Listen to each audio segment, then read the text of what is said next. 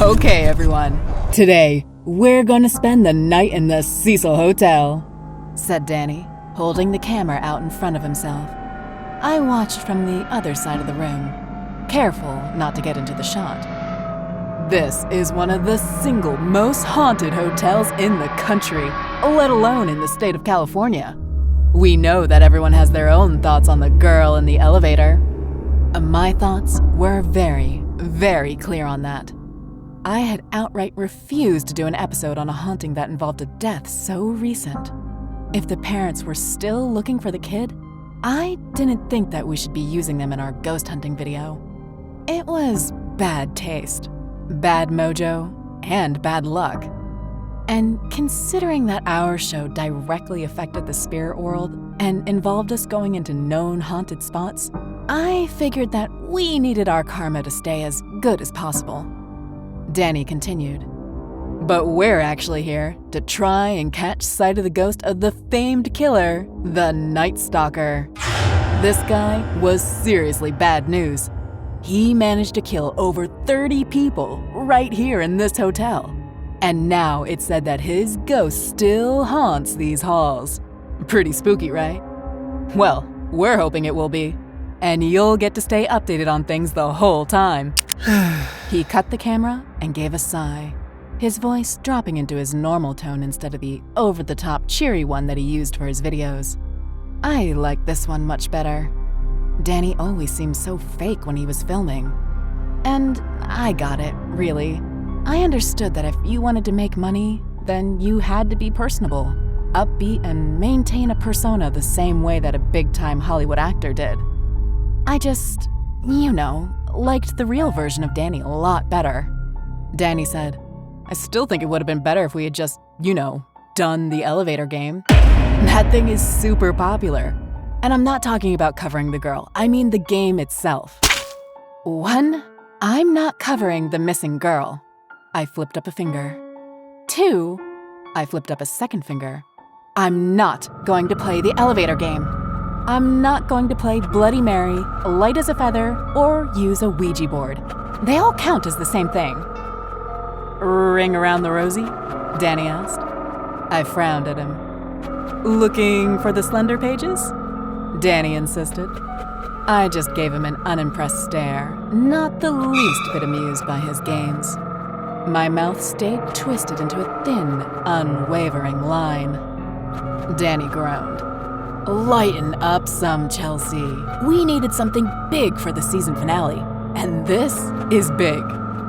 It's stupid is what it is, I said. But I stood up anyway and let the subject drop. The time between filming was always kind of boring.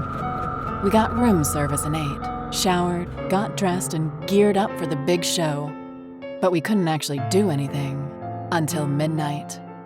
It seemed to be taking forever for the time to change. Danny was impatient too. He kept looking over at the clock, as though he thought that we should already be at the point where we could film. As soon as the clock struck 12, Danny grabbed the camera, aimed it at the clock on the bedside table, and turned it on. The stroke of midnight. Our witching hour has begun. You know what that means, right? Time for the witch hunters to find their ghost. He turned the camera onto me. I rolled my eyes but put on my best camera face and explained. So, we're going to split up and head to opposite ends of the hall, and then we're going to see what we can find. Maybe the ghost of the dead boy, a victim of the Night Stalker, who is said to toss his red ball down the stairs. Danny turned the camera around so it was facing himself again. His smile was bright and easy. People loved him online, even though our show didn't get the best ratings. He said, or maybe we'll find the ghost of the Night Stalker himself, coming up to his room after a long night killing innocent people for fun. By the way, did you know we're staying in his room? Yeah, we are. True facts. And we'll be bringing you some true haunting before the night is done, too. He cut off the camera. I said, that's made up, right? Nope, Danny told me. He lowered the camera fully, double-checking to make sure that our little squabble wasn't about to be recorded. And before you get all bent out of shape, you've never once said that murder rooms were off limits. You said no haunted games. I protested. Of course murder rooms are off limits. But there wasn't any changing it now. We were already booked into the room and had already started filming. If we switched rooms now, everyone that watched our videos would point it out in the comments, and it would cause a stupidly huge fuss. I made it clear that we would be having words about that decision later on, but then went out to explore the Cecil Hotel with my own camera in hand. Honestly, I didn't find a lot. The truth was, our show very seldom found anything of note, and we often had to add in some creaky sounds in post to make it more interesting. Danny was constantly trying to find something more real and more frightening for our bits, but so far, we hadn't seen so much as a specter. I did my best to act frightened near the stairs anyway, and eventually got bored and started making my way back to the bedroom. On the way there, I saw Danny standing in front of the elevators. The doors were open, and he was standing in front of it, staring. I knew instantly what he was doing. The elevator game. You were only supposed to be able to play it in certain locations. It was thought that the Cecil Hotel was one of those locations, and that people had gone missing playing it before. I had a strict no haunted game policy, but Danny was always trying to make me break it. "Don't you dare!" I shouted at him. He looked over his shoulder at me, and then went back to punching buttons on the front, the floor call buttons. He stepped into the elevator and went to start pressing buttons for the various floors in a certain order. I charged across the hallway towards the elevators. I was planning on stopping him, but ended up stopping myself and staring in open-mouthed wonder ahead of me. Though the elevator had been empty when Danny stepped onto it, now it had at least 10 other people crammed into the small space. They were all pale-skinned with bruising around their eyes, their necks, and their mouths. Danny didn't seem to notice them. He was too busy trying to punch the buttons in the right order to start the game. I couldn't even call out to him.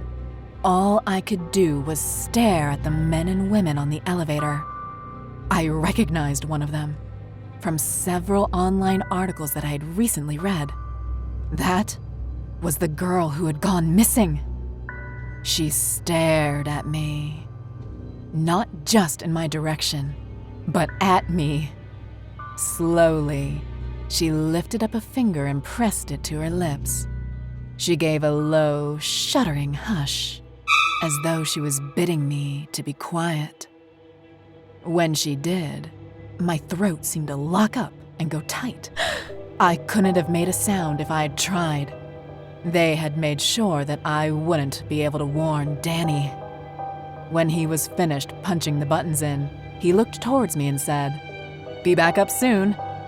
Then he realized how scared I looked, how pale I had gotten, and that my hands were trembling. Concerned, Danny asked, "What's wrong?" But it was too late. The doors were sliding shut. The last thing I saw before they snapped fully closed were the ghosts lurching forward and grabbing him, pulling him into the center of their cluster. Once the doors were closed, I raced down to the lobby. I stood there impatiently waiting for the elevator to come down. When it did, it was totally empty. Nothing inside. The cops came and searched the hotel, but they never found Danny or his camera. This is going to be the last video that we upload to this channel. I just wanted to let you know what happened to him. And I wanted to let you know that if you stay at the Cecil Hotel, you should always take the stairs. Subscribe today or beware.